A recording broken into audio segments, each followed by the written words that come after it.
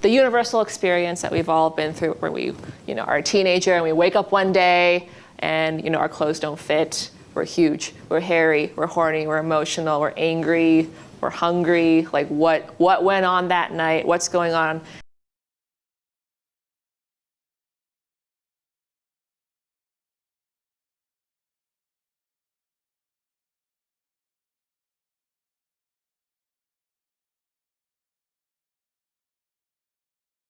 So at Pixar, when you enter development, you're encouraged to work on 3 ideas. Like all of them were coming of age stories involving teenage girls, but Turning Red was the most autobiographical. Yeah.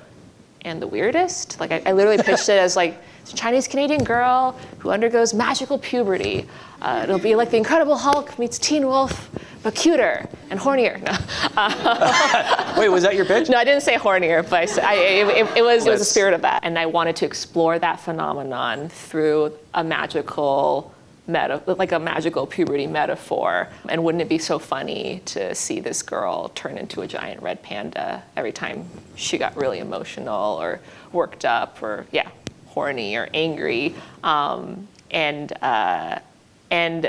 the Brain Trust at the time, they saw that like in this, like they could identify with that universal feeling of growing up, of puberty, but they've never seen it explored and expressed in this form before, like through the eyes of a Chinese Canadian girl turning into a giant red panda.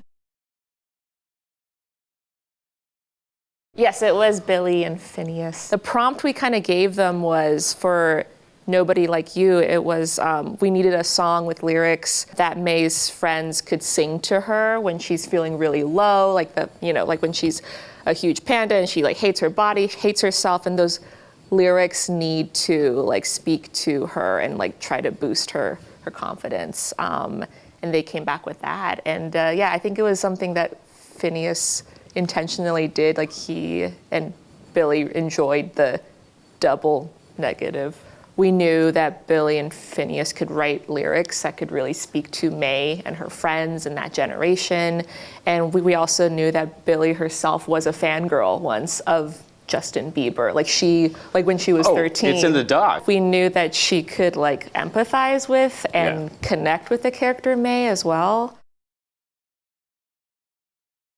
I was just thinking back to my own experience as a 13-year-old, and like the worst thing that could happen to me is if my mom discovered my secret sexy sketchbook under my bed and show it to, my crush. That is the worst. That would be the worst. So we had to put it in the movie.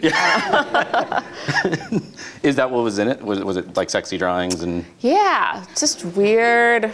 Very weird, like random like torsos, and it's just funny. It was funny because for the Embrace the Panda documentary for Turning Red, we actually got like a film crew to come to my parents' house, and they filmed them going through my old sketchbooks from high school, middle school. And those weren't my secret ones, like secret ones. We had this Zoom session where I was Zooming with my dad, and he was like holding up my sketchbooks and turning through, each page by page, and it's just like hot guy after hot guy, leaning on a wall, arms crossed, and he's like being so supportive.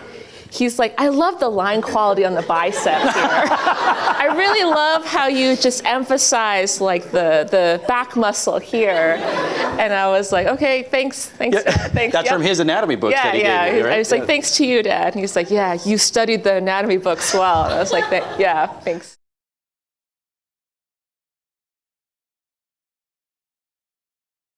Rosalie Chiang, the voice of May, was just amazing. Like we found her when she was like 12, and she started doing scratch for us for May.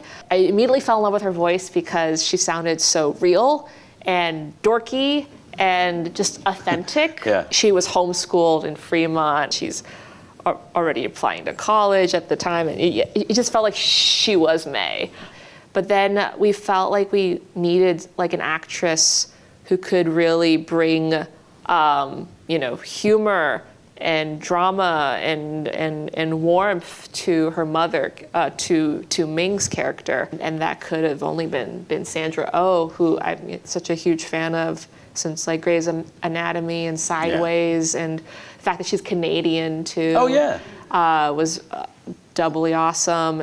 She'll improvise, she'll like put everything into the character, and she'll ask questions, and it's not just like, I'm just recording like an animated voice or whatever. Like she really does care so deeply about the story and the characters, and it was just so great.